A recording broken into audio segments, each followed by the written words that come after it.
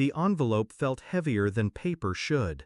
My name typed clean across the front. No return address. I opened it standing in the driveway, suitcase still in my hand from the business trip. Inside, a court notice. You have been accused of child neglect. Failure to appear may result in arrest. My vision tunneled. For a second, I thought it was a mistake, a wrong name, wrong address. But the details were mine. My son's name printed in black ink, as though the state itself had signed off on my failure. I stood frozen, the sound of the neighborhood fading, the rustle of trees, a dog barking 2 houses down. All gone. Just silence and the taste of metal rising in my mouth. Neglect? Me? I hadn't even stepped inside my house yet. And suddenly it no longer felt like home. Inside, the air was stale, curtains drawn. My wife was in the kitchen, humming. Too calm, too practiced. I slipped the notice onto the counter without a word. Watched her face as she read. No shock, no confusion, just a flicker. Too quick to be grief, too sharp to be fear. Must be some kind of mix-up, she murmured, avoiding my eyes. But I'd seen it, the tiny satisfaction she thought I wouldn't notice. Neglect accusations don't appear out of nowhere. They are planted, watered, fed, and she had been tending something while I was away. The walls around me suddenly felt unfamiliar, every photo frame staged, every smile rehearsed. Our son's picture on the fridge, his gap-toothed grin, mocked me. Was this her plan, to erase me from his life? Quietly replace me with someone else? The thought coiled itself around my spine like ice. I said nothing, but inside, the silence was already plotting. I moved through the days like a ghost, careful, watchful, collecting pieces. At night, while she slept, I checked her phone.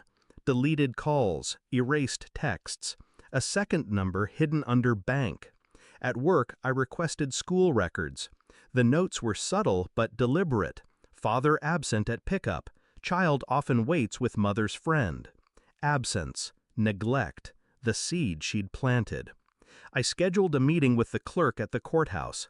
She told me, flat voice, tired eyes, that the complaint had been filed anonymously. A whisper with legal teeth. Anonymous. But I knew the handwriting behind the mask.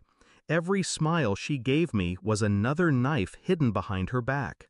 She thought I was blind, thought she'd already written my ending.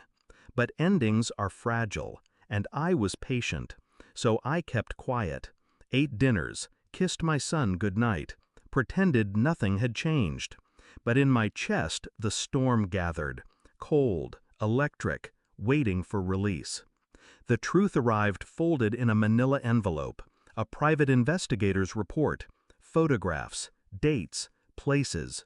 Her. With him, the friend from school pickups, the one my son mentioned in passing like it meant nothing. Not neglect, replacement. She wasn't erasing me because I was unfit. She was erasing me because I stood in the way of her new life. I waited until dinner. She placed a plate in front of me, same routine as always. I slid the envelope across the table, said nothing. She opened it, eyes scanning the photographs. Her fork slipped from her hand. She started, voice cracking, but I didn't need her words. The silence between us screamed louder. Her face crumbled. Panic, guilt, fear. Mine didn't move, because I already knew. I leaned forward, voice even. I never neglected my son. But you've neglected the truth. She shook her head, muttering excuses. But excuses are smoke. They vanish in air too thin to hold them. I pulled a second envelope from my jacket. Court response. My evidence. Her betrayal printed in ink. Her complaint dead before it could breathe. Her lips parted, searching for air. You set me up? No. My voice was ice. You set yourself up. I just watched. She broke then. Tears, trembling hands. But tears are weapons. I'd seen them before. They meant nothing now.